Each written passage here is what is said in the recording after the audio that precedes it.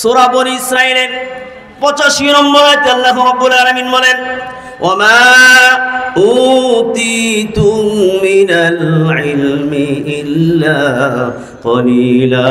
বলেন আল্লাহু আকবার। আর একটু জোরে আওয়াজ করে বলুন আল্লাহু আকবার।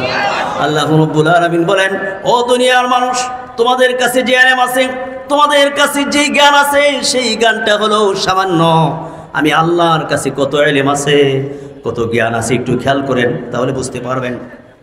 আমার বন্ধুগণ, আটলান্টিক মহাসাগরের মধ্যে, আরব সাগরের মধ্যে, অথবা 7 সমুদ্র 13 নদীর মাঝখানে একটা পাখি 2টা ঠোঁট যদি ভিজায় দেয়, তাহলে পাখির মাথায় কতটুকুন পানি উঠবে বলুন তো দেখি?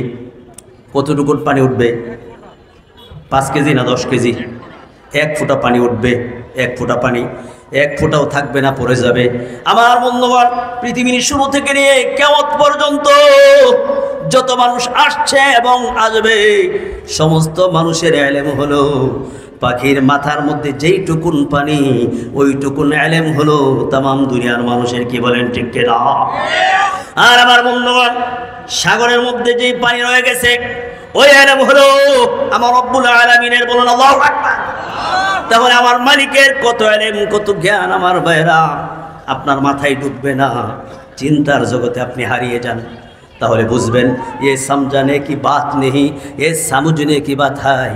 এটা বোঝানোর জিনিস না, এটা হলো বোঝার জিনিস। ঠিক না?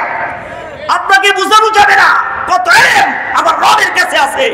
এই সামান্য ইলম দিয়ে বাহাদুরি দেখাও, তাকাব্বুরি করো, অহংকারী করো, সুপার পাওয়ার হয়ে গেছো, মনে হয় পৃথিবীর সব কিছুই তোমার কাছে।